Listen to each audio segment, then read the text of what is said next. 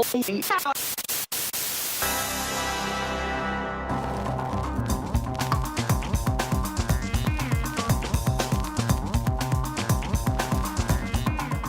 to my basement, everybody. Hey, Vic. So it looks like you've been vacuuming down here. The basement is looking good today. You got a little photo shoot down here or something going on? No, Are you selling? I just sprayed selling the house. I sprayed some foot powder on there, and it just sort of. Oh my god! Like as it dissolved, it sort of cleans. Can you please never say the two words "foot" and "powder" next to each other? Imagine working at a foot powder company. Oh. What would that job be like? How would you test out your products to make sure that? Okay. We've had some, right out of the gate. Weird at the beginning. Talking about feet. I didn't know you were one of these feet people. Hey, could be butt powder. That's right. Could be butt powder. I guess that's what the foot powder people say. So here we are. Butt powder. We are entering the summertime, and the weather is starting to get warm. And I know that you are thinking about going to the beach and enjoying yourself, or you might be thinking about staying indoors and playing The Last of Us on your PlayStation 3, which could be the last PlayStation 3 game that a lot of people play. I know, it does feel like the big wind down is coming. You know, my question about this game is, what the fuck are they going to do when they have the PlayStation 4 out there and people can't play this awesome game on that machine? Well, I got a lot of other things I'm worried about. No, that's a very important question. No, I think we should take that right to the Vatican right now. I like there's lots of things that I like about this game. We're not going to review it, or maybe we will later in the show. We'll see what happens. But The Last of Us feels like the last of something. Yeah. Like, it feels like the end of something, and we're right on the cusp of E3, and I think this is the perfect time to release this thing. It feels like we're about to begin a new era, and we're about to leave an old era behind. So perfectly done, sir. Well played, sir. Absolutely. And what's kind of cool about us playing The Last of Us as we go to E3 is we're finishing one of the better titles from this generation, for sure, as we're about to go and explore the new generation. And I don't know if that's ever really happened before, just before E3. Oh, yeah. I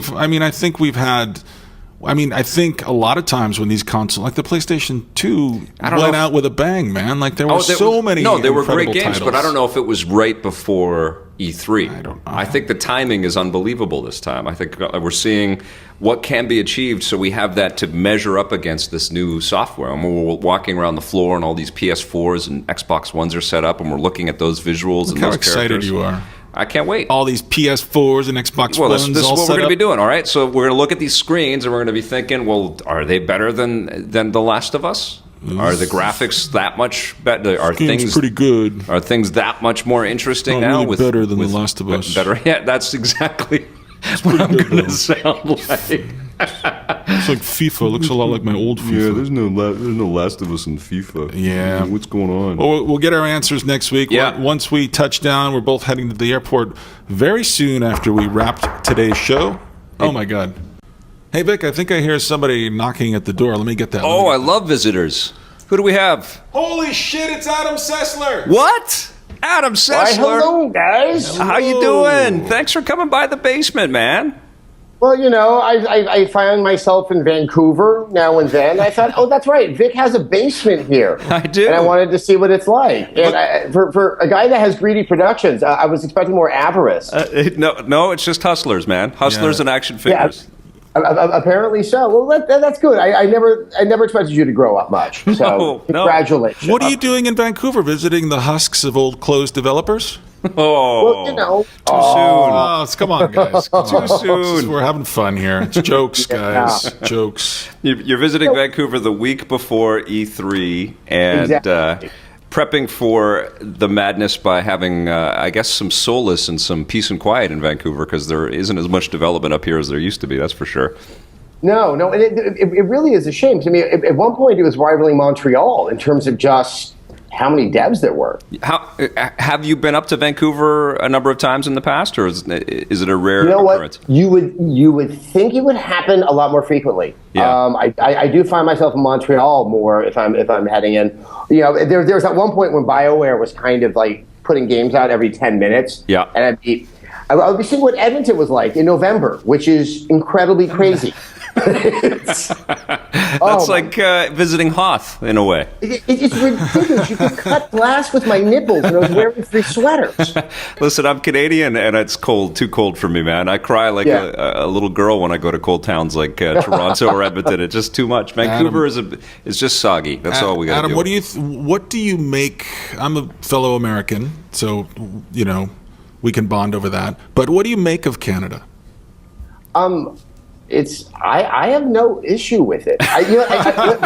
You're not against it. Okay. There's so much like American culture. That. Like you're supposed to take a pot shot at Canada, and I'm like, well, I mean, they have healthcare.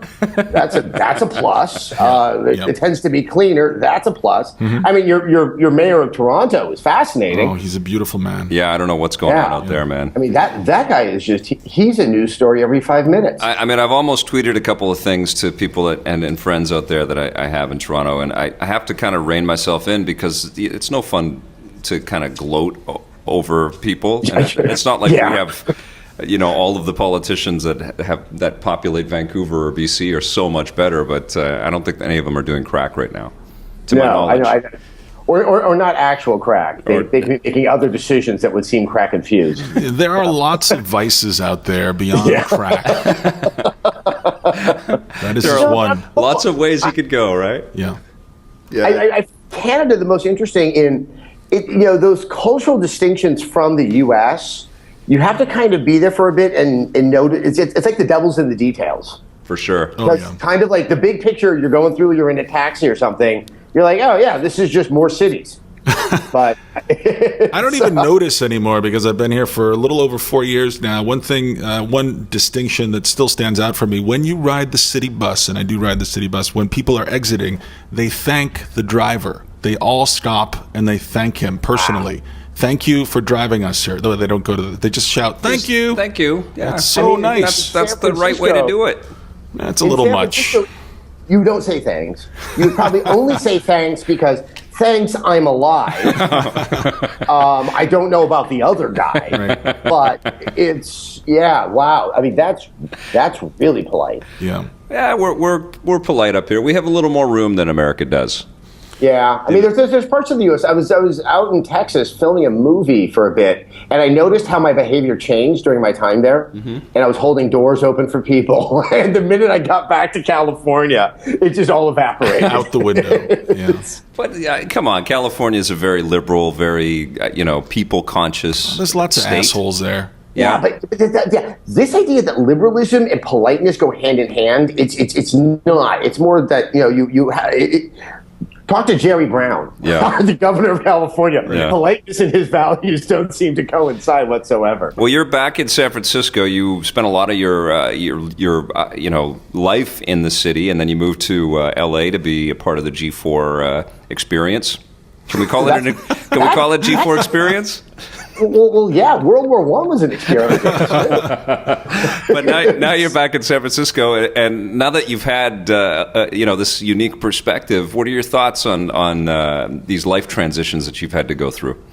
It's interesting. The most interesting part about being back in San Francisco, because I grew up here and then spent my 20s here right after college. Those kind of fun, youthful 20s in the late 1990s with the tech industry boom. Right. And ever so often I'll see remnants, like a bar or something like that in San Francisco of that time. And I forget that I'm significantly older. Yeah. And if I was to go into those places, I would be that creepy guy. And those are real sort of wake-up moments now. And that's a real thing for people. We have to avoid being the creepy guy at our age. I know. Yeah, and I was like, hold on, I can't go to a club anymore. I'm the creepy guy. And I really do like being back in San Francisco because I hold no animus to Los Angeles, but when you do entertainment industry stuff, and let's be fair, G4, expanded cable, that's kind of on the lower end of the entertainment industry. It starts to mess with your head. Yeah. And you don't notice that it's doing that. And it was only took about a month or two after being back here that such absurd things like how close is my parking space to the door that you start to realize those things that became normal were absolutely preposterous. Yeah. And it's kind of a nice recalibration of a value system, being back up here, also, doing more internet stuff where it's like, the quality of the product is so much more important than all the BS that surrounds it. You know, I mean, you still do TV stuff, Vic, but you know, you've always had that kind of run and gun mentality, you know, with that isn't replete with all these indulgences that don't really help anything. Well, and I don't think they improve the content that you deliver out into the world, and I never have. And we've always put our money, you know, not in first class airfares and expensive hotels, but into the trips and the amount of time we could spend on the road and the amount of content that we could put on TV, you know, and just building better shows. And I saw a lot of that stuff too, and I continue to see a lot of that stuff, and it always boggles my mind.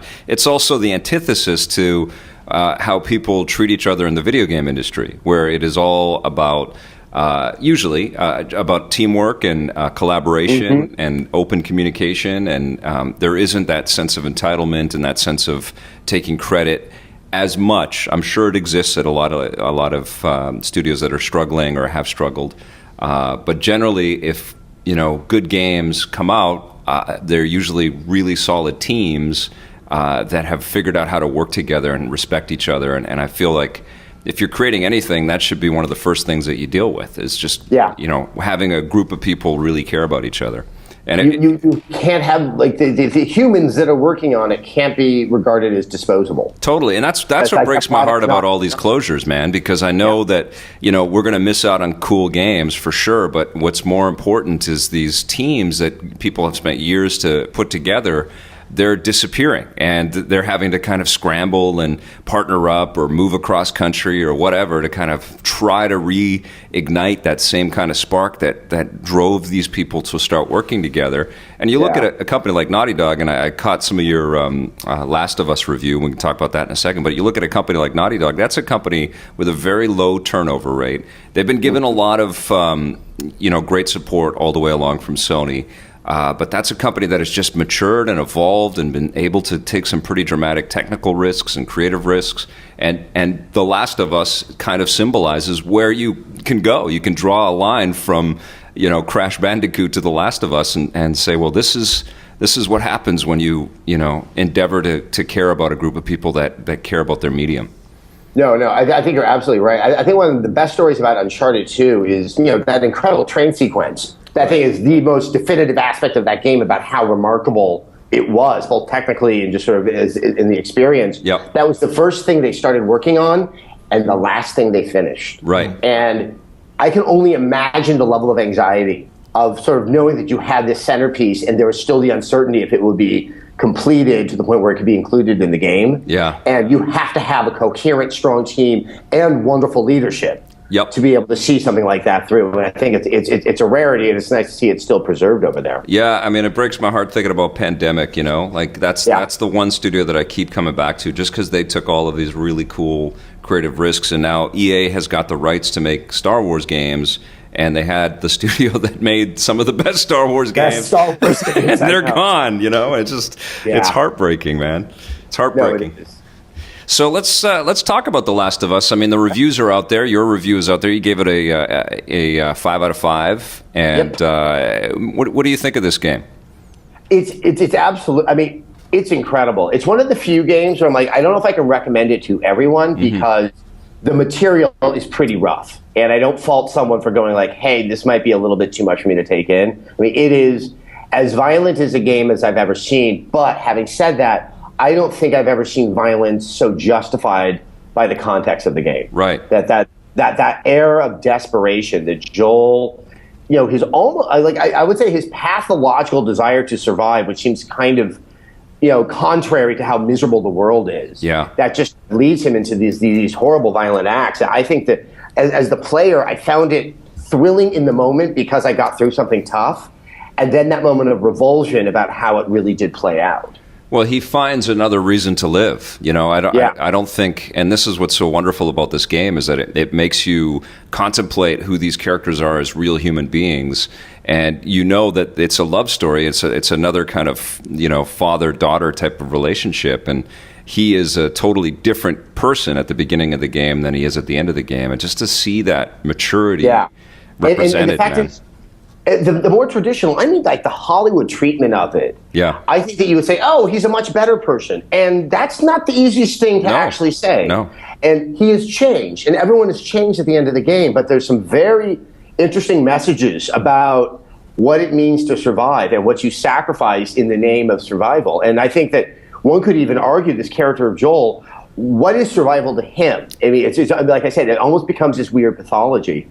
And there's this young girl that he brings along with it. I mean, I've never mulled over a game like I did this one.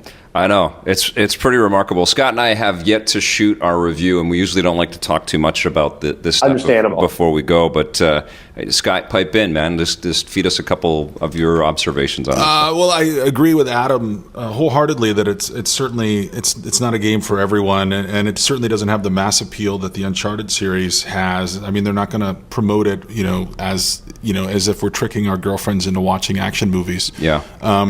Yeah. But I was surprised by how moved I was by it, because I'm a little down on everything in the industry ever since that Bungie event, Adam, that you and I attended. Oh, yeah. I was down on things before that, but that was one of the final nails in the coffin for me. And there are lots of moments in the game when I felt like I would grab somebody around the neck and I would smash his face, and I would think that guy had that coming. I just got to a part of the game where I sort of wander into a booby trap, and then I sort of get my way out of it. And there are lots of moments in the game where I felt that way.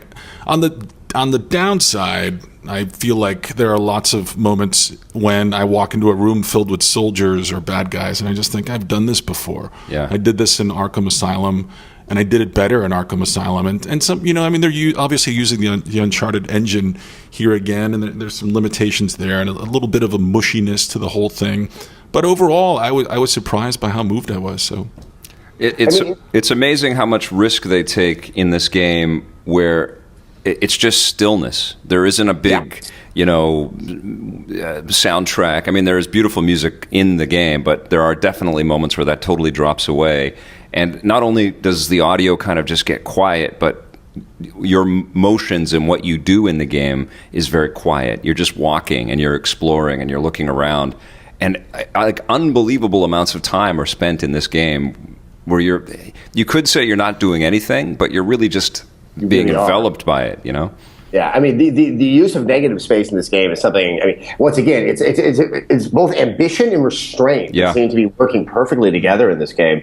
I think the other thing why the narrative is so affecting, and they really took advantage of it here, is it's I would say a 15 to 17 hour game. Yeah. And we have a lot of single player games that can almost get that long, but they feel like a series of events that then culminate at the end.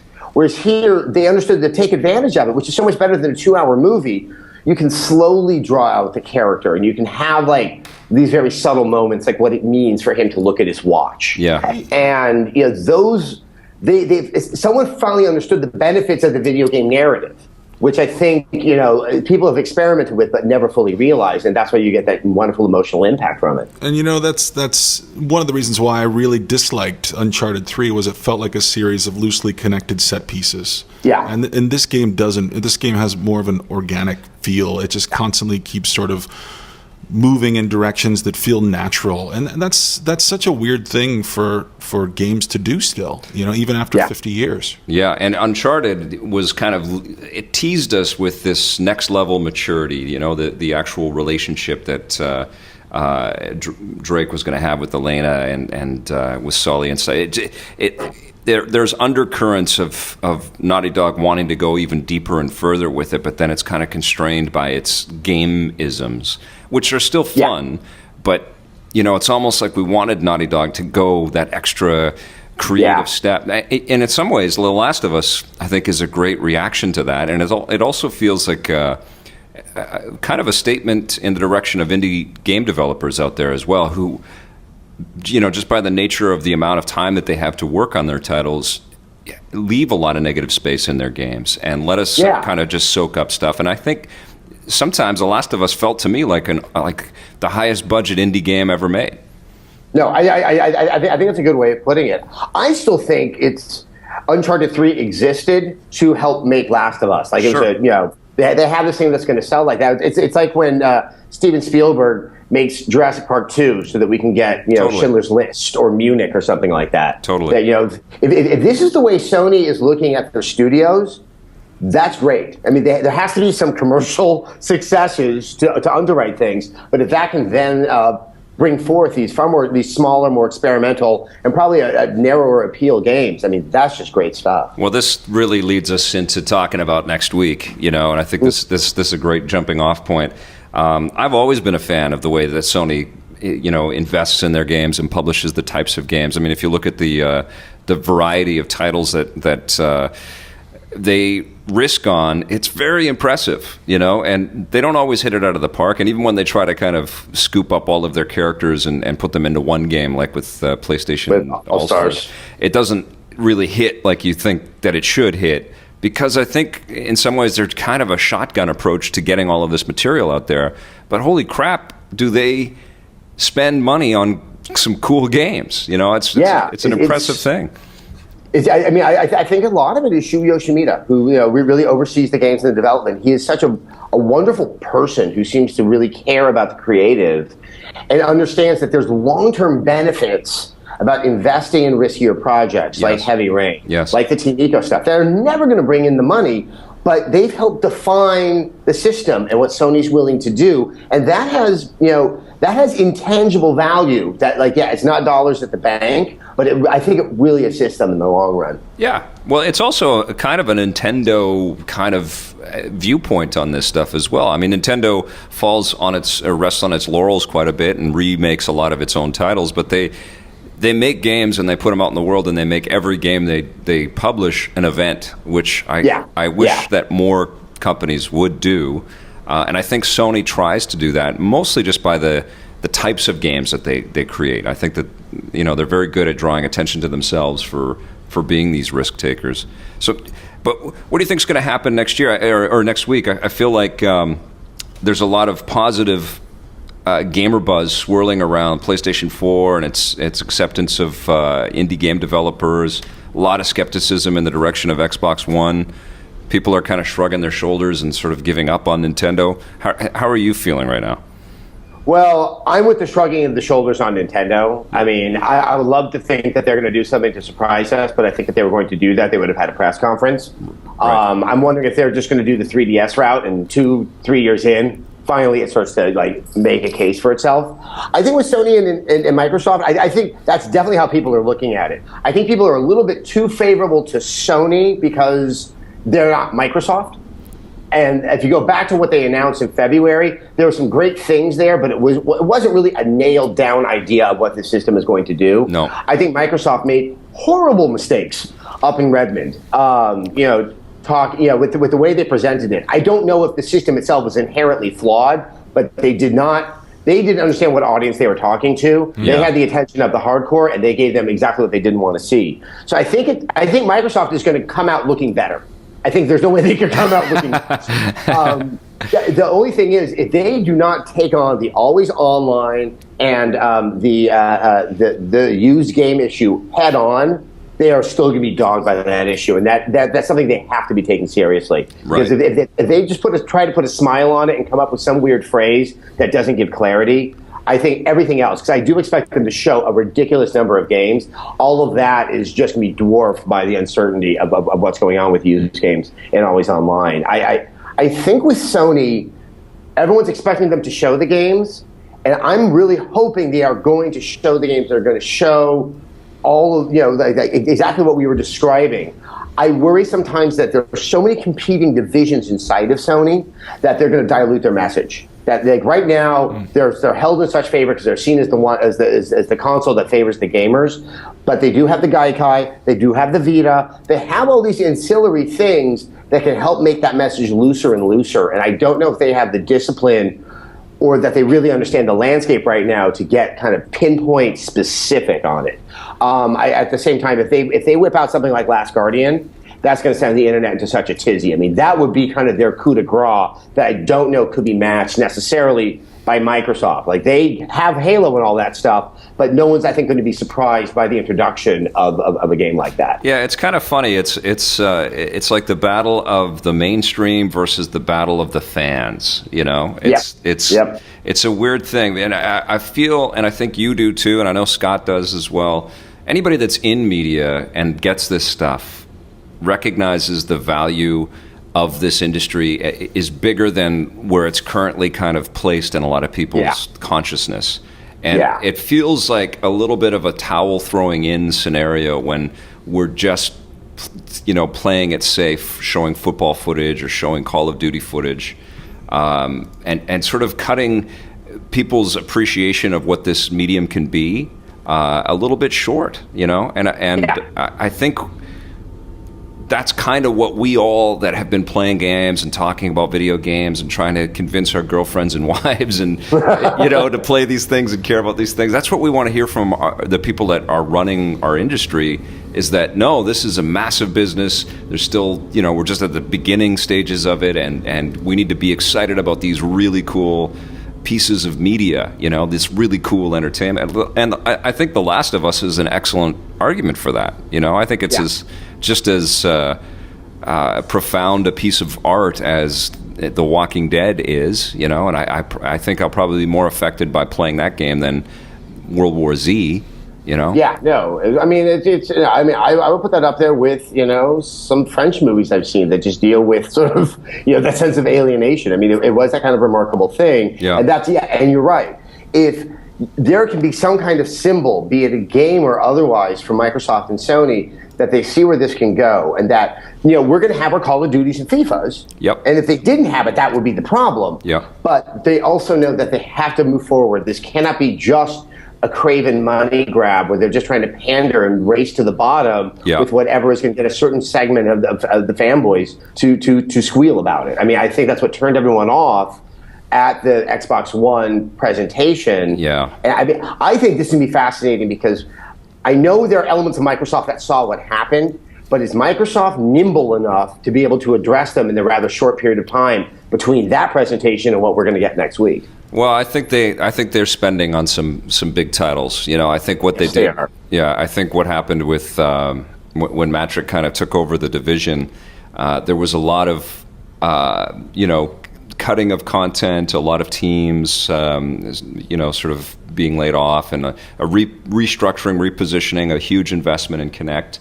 And it was almost like an inhale. And now they've made a lot of money on Kinect. And I think what they're doing is they're obviously reinvesting in Kinect, but they're also investing in some new IP and some new ideas. And it's Microsoft sort of exhaling now and saying, okay, this is what our bank can spend on, and we can compete, game on game with Sony and Nintendo. You know what? They drove a lot of people away with their Kinect too, because they duped them into buying it. Yeah, and sort of the Wii. No, not really. I think the Wii delivered mostly on its promise, far more than Kinect ever did. And it did. All those people that you alienated, they're not going to come back and buy the new Xbox One. They're done. I don't think they're going to buy the Xbox One for Kinect. And I think Microsoft is kind of smart in this regard. They're not using Kinect as the selling point. Yeah. They're going to try to use the universal quality of the Xbox One. The thing is, if they downplay that game stuff too much, I mean, who buys consoles when they first come out? It's hardcore gamers. They're the early adopters. Yeah. We're going to pay top dollar for the console. And so that's the balancing act that I just can't tell if they really have a firm understanding of that. Well, they led with The Price is Right. Yeah. Yeah. I mean, if it's $200 with the subscription to Xbox Live, they're in the running. This is what's so crazy about this business, man. We've spent 30 years or more educating people to care about video games, and then these right turns and quick shifts to kind of come up with new control schemes that are kind of not finished, or content deals that seem so sort of heavily favored on the part of the licensor, like an NFL deal. It just seems counterproductive. It seems like there's just like people don't want to follow through on all of this stuff. We've built millions of fans around the world. This industry and these properties matter to lots and lots of people. I don't think that the business is done telling that story. But it almost shoots itself in the foot at almost every chance it can get. Like, look at those online passes, which EA just suddenly says we don't need those things anymore because we asked consumers and they didn't like them. They didn't like them from the beginning. They were pretty vocal about those. It was a pretty I mean, as far as pivots go from EA, that was like, oh please, something is in a new console that renders them obsolete. Let's just be honest about that. Yeah, I think the other thing is, and this is like where the day one DLC comes into play. Yep. Is that it becomes gamers who are attentive start to see that as a reflection of themselves. That's the attitude that EA regards them. That their kind of base loyalty can be so exploited. Right. And I think that's where so much of the animosity comes from. And the thing is, look, I worked for a large corporation that thought they were smarter than the people that consumed their product. Yeah. And there's a lot of contempt. Yeah. And there's, and it is, I don't think they understand that games are different because of the relationship you start to develop with the customer. And that when you start to look exploitative of that relationship, the reaction is like a scorned lover. Not like someone who, is never going to eat at a restaurant again. Yeah, and I mean, Scott's been saying this quite a bit recently, and it's weird to hear him say this because I know this isn't him, but he's been saying the PC is in for a resurgence, and the console guys are going to have a real tough time competing against the PC. And certainly Steam has been building up unbelievably great rapport with gamers out there. I mean, Scott, I think you're right. I think the only thing where I don't know if the PC can make that level of inroads is the games are going to play on the Xbox and the PlayStation 4. It's been easier to move them over to the PC because the architecture is so similar between the three. Right. But to make them look like they're going to look on the PS4 and the Xbox, you're still looking at a far larger financial investment. Mm-hmm. If someone can figure out how to bring down the cost on a high-end NVIDIA card and just throw in 8 gigs of RAM, I think you're absolutely right. Because Steam is there's just no. It's there. I download it, I play it, I move on. Granted, it has an always online component that no one seems to have a problem with. Right. I think there's something there. Well, we've never lived in such a fractured, universe for this kind of content. It's usually been like 2 or 3 channels. What are you talking about? Genesis versus Nintendo? No, 2 or 3, But now it's ridiculous. Now you can go, I mean, we haven't even started talking about the threat of the iPad and and iPhone and Android and Ouya. Not that Ouya is going to be a massive threat. What do you think about all of these other alternative ways to play? I think mobile is complementary. I don't see it as fully competitive. I think really where mobile is more threatening, I think it's to Nintendo and I guess Sony in their handheld division. Yeah. Because there's a very young demographic that may not have access to a television at all times and definitely not a gaming console, but they'll have a device, something like that. And again, that market can build. But there's rare instances where you're seeing similar or redundant content between the mobile device and the console. They're 2 different types of relationships. And there's a lot of people out there that think that somehow you can conflate the 2. And I think this is where the Ouya is just fundamentally flawed. I have no problem with Android games. Why do I want to play them on my television? It's something I've tried to explain to people why I don't have an issue going to the internet from television. That this idea of television is kind of the justifying framework that you've made it once your game is on a television is really kind of wrong thinking. Well, and things work well in my hand. There are other things that really work well on the big screen. Yeah, I don't think Julie's idea was, that now that they're back on TV, these games, they're suddenly more valid. I just think that she's kind of echoing our sentiments, and I feel this exact same way. I'm hooked on console experiences or sitting back from my television type experience. Those are the things that I carry around in my head and think about and can't wait to get back to. Mobile things, and usually this means 3DS titles and Vita titles as well, are kind of really cool quick diversions or plane rides or escapes from some kind of real world monotony somewhere. But I don't end up carrying those around in my imagination. And I think I think the goal for Ouya is to build smaller scale games that connect like the bigger scale console titles do for players, so that they can walk around and still crave them and still want to go back to them. Because I think that people play mobile and portable stuff in a very kind of Twitch way. They just want to jump in, jump out, and then they're. I've always said people. Angry Birds is not fundamentally a good game. People play Angry Birds because you can't masturbate in public. It's just something to do. Is that true, Scott? I openly masturbate in public at every chance. Adam, earlier you mentioned The Last Guardian. What else are you looking forward to next week? And I know you don't have that much more time, so we're gonna keep moving. I mean, I think I'm very interested to see what Respawn has. I'm not a huge multiplayer guy. But I think we can all agree that where multiplayer has gone, there is nowhere else for it to go.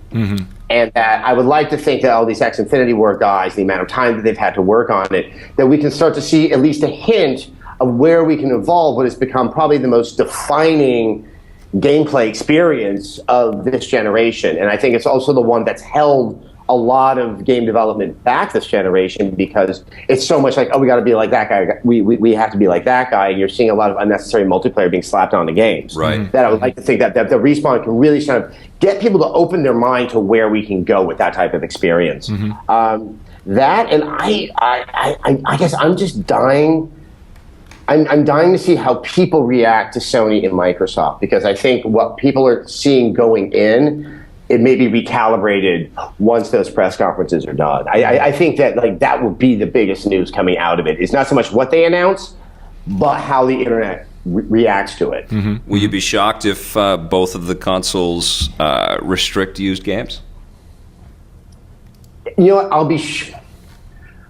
I'll be shocked if both companies are as blunt as you just were right there. They're playing the game of chicken. And so that's why I think that they're going to have some allowances for used games on either one, and then they're going to try. I mean, this is where Sony has an interesting advantage. If Microsoft kind of muddies that message, Sony's at the end of the day, and they can come out with something clear and more defined about where they stand in contrast to Microsoft. So I think Microsoft has the advantage by going first in the day because they get to own the news cycle. I think that they're in a far more difficult situation because they can't hedge as easily, and they're going to want to hedge. I have a silver lining theory around this because that's my role in the world, I think. But that's true. If we see restrictions on used games, now primarily that used game market has really blossomed and grown and made a lot of people very wealthy because games at their outset are way too expensive. And as Steam continues to prove week on, week out, if you adjust pricing, you see sales go way up on these things. And I think if the consoles are adopting this always on and restricting used games kind of thing, I think these, as painful as that initial sort of leap into it will be, because certainly retail pricing isn't going to be adjusted downward anytime soon, but I think what this does pave the way for is more control on better deals and better pricing. And I think if you look at Sony's PlayStation Plus subscription thing, that's a pretty phenomenal deal for people that have that machine or both machines. They get a lot of games for nothing. Well, not for nothing, for their monthly fee. That's pretty radical thinking, and I think it worked out very well for Sony. Maybe not so well for a lot of retailers out there. But I think that will be the only and ultimate good that comes out of a situation like that. I think that obviously retail is still really fundamentally important to these companies, but if they can sort of play with pricing and come up with lower prices, like, imagine if you're kind of screwed out of a used price deal on your PlayStation 4 or your Xbox One, but you pre-order it and you get it for $20 off or something like that. I think you're right. They have to cushion the blow. And the thing is, if you look at Steam, they have discounts that are far greater than what any used console game is at a GameStop, similar store. And all they have to do is start demonstrating stuff like that. I think there's supposed to be a lot of rankled feelings, but it will start to make this transition, which I think is inevitable, a lot easier to swallow. Well, I mean, it would be the final recoupment on all of that physical media, sort of surcharge that we've been paying for when we buy these digital files, and we always wonder, every one of us, when we buy one of these downloadable things. Why are we paying the retail price? I don't get a book, I don't get a case, I don't get a disc, and I think the console guys have to go in that direction, and I don't know if there's an easy way or a delicate way to do it, and I think... Well, it's also, I think there's a relationship between the retailers, Walmart, GameStop, and to a lesser extent Best Buy, that's similar to what cable channels have to deal with Comcast or Time Warner Cable. Right. That there are these large entities that they still need, but they're trying to break away from. And that kind of divorce is pretty ugly and messy, and the consumer gets screwed in the process. Yeah. Dude, I think this is going to be the most interesting E3 of them all. It feels... I think so, too. I agree. Like we're in such a massive sort of movement to change right now.